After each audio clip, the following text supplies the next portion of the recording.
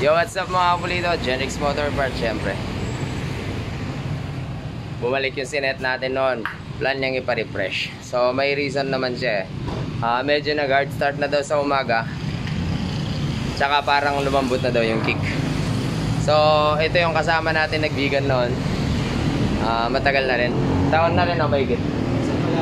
Isa't kalahating taon. So, isa't kalahating taon na ito. So, ito yung plug reading niya. Pinlag reading din natin to nung nag-vegan.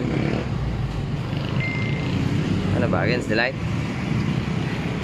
Nababad ng tubig. Sana all. Ganda reading. So, gawin lang natin yung video. I-refresh natin to. Tapos check natin yung condition ng makina. Nasubukan na rin natin i-test drive ngayon. So, yung compression niya ngayon is 155 PSI. Nung binodo natin to 180 PSI daw. So, chinek ko yung clearance. Okay naman ang clearance. Bagong valve clearance lang daw sa kanila. Okay naman. So, kadalasan pag ganito, may carbon deposit na dun sa valve lap, kaya may konting singaw na. So, tingnan na lang natin. Pero may air cleaner to. Hindi mo naman tinanggal air cleaner mo, no? Tingnan natin kung okay pa yung ring, okay pa yung valves. Kung may singaw, as in refresh lang talaga, linis, tas balik ko na. Test drive muna natin yung mga pulido. Intro muna. Sorry, it's DJ.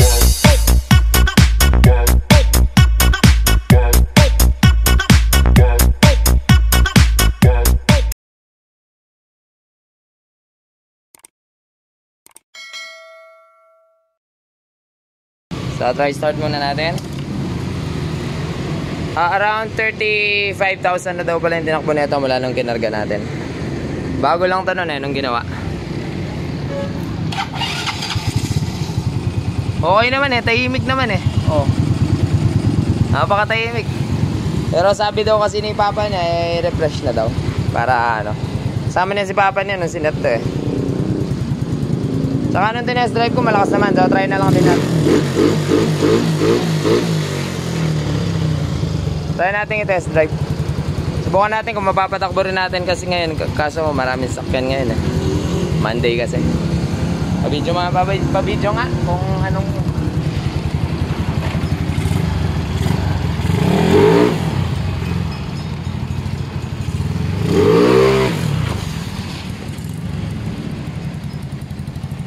Grabe naman makaangat mo.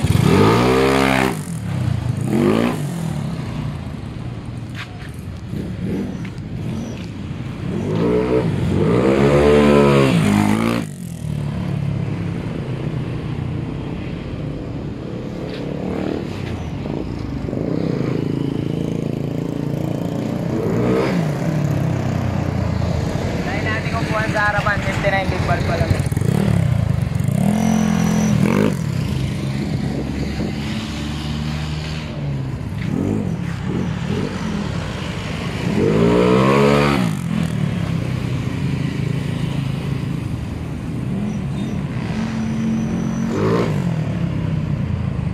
Malakas naman kaya nagtataka ako sa mayari ba't pinapa-refresh. Pero wala tayong magagawa, trabaho lang, walang personalan. Try nga natin kung mapapatop speed pa natin to.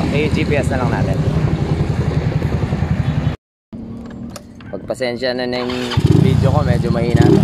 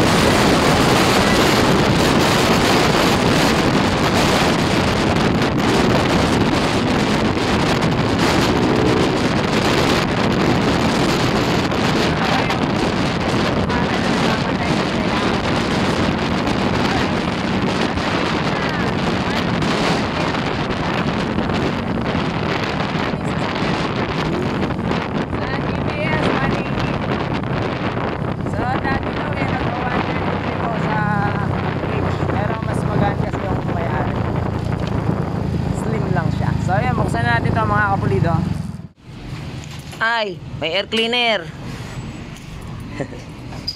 Halos mag-limit na pala siya kanina kasi nagpalit ka ng DTGR na pulley. Iba na pala pulley na ito mula nung okay, matagal na yan. Yan, MTRT. Sayang hindi natin napaabot ng 140 kasi marami pang ano. Pero tumutukod talaga to. Pero may air cleaner. Kumusta sa after 55,000 of takbuhin? MTRT Crombor, masama daw mag Crombor. Sabi ni uncle ni ano. Kumusta?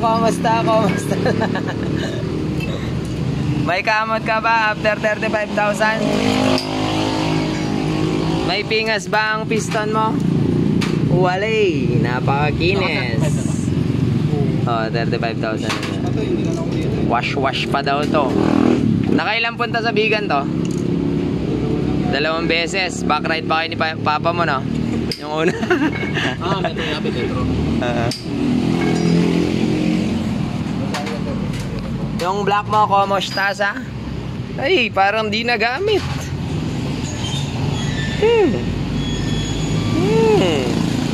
Walang kakamot-kamot kahit hairline.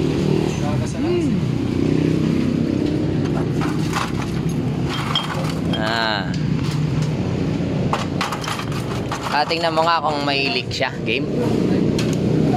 Yun lang yung inaano natin eh. Baka may leak yung ano niya. Bulasan may penggas. Kaya medyo nag-iba. Ayun o. Leak nga ang exhaust.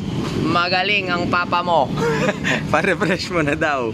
Ayan. So nagkakalik po yan dahil sa carbon deposit. Okay. Dito sa intake. Hindi. Walang tagas intake. Buhay pa intake. Hindi iyakin yung intake. Yung exhaust lang yung iyakin. Alright. Pareho na mga basher ko. Mga iyakin. Okay. Bali linis-dinis lang gagawin. Asintayin. Request ni sir. Check nga natin piston ring. Kung may siwang ba yan. Masama daw mag air cleaner ha.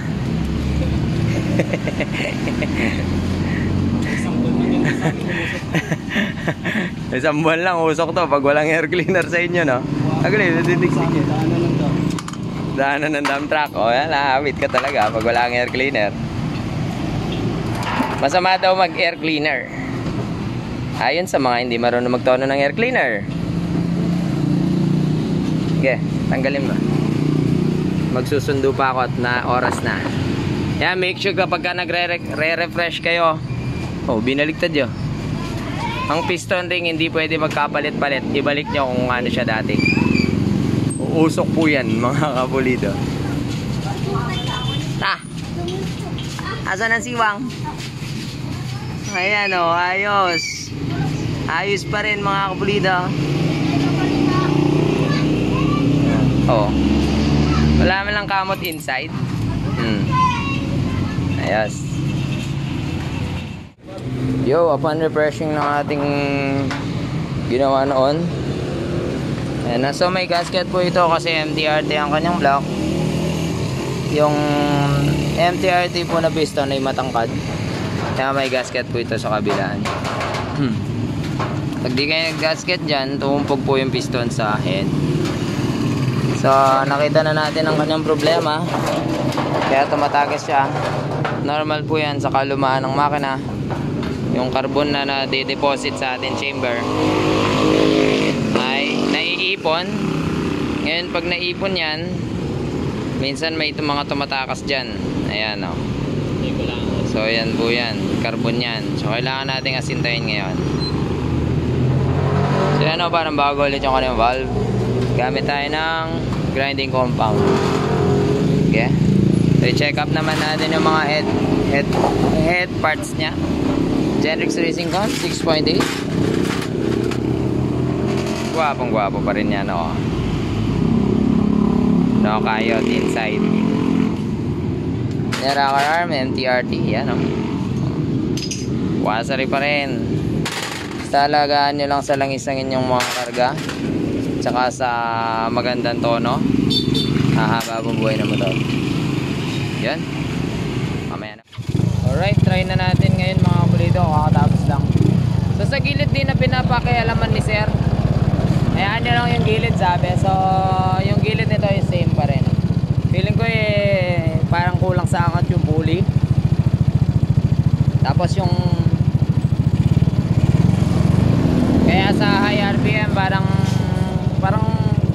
halos maglilimit na siya eh.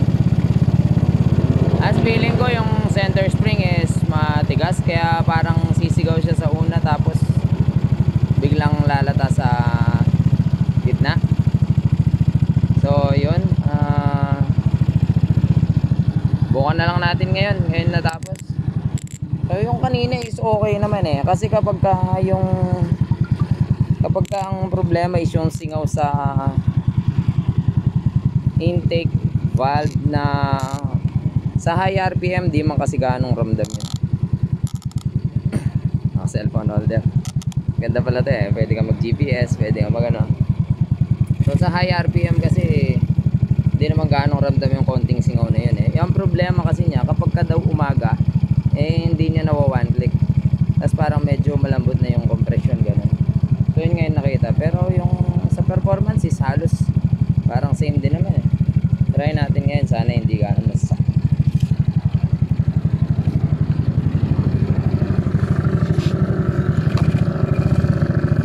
Let's go.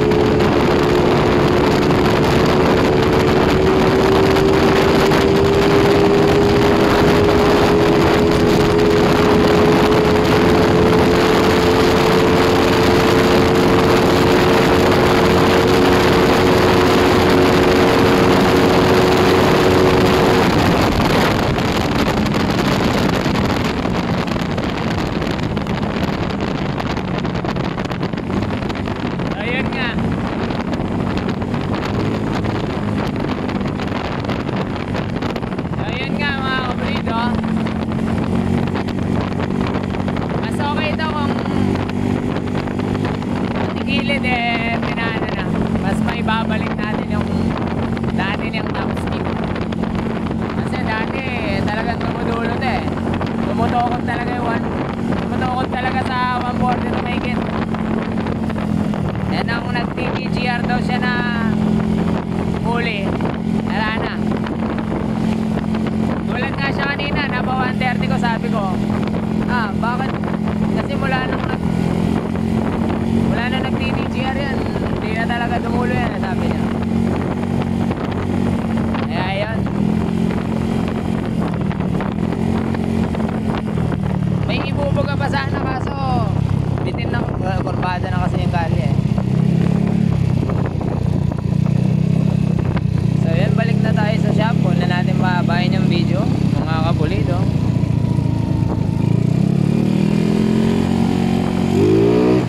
Kanina din try na namin one click naman na kahit hindi siya i-rev.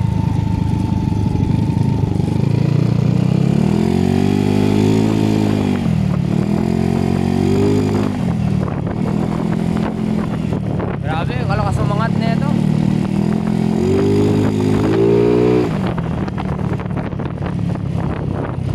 Talagang pitik lang eh, angat agad. Mamatay yung screen.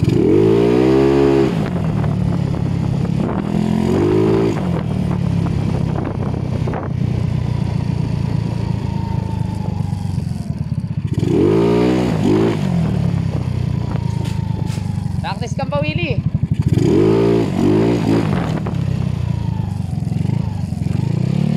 Tinuturuan ko si Boy mag-practice magpawili kasi i-rev mo lang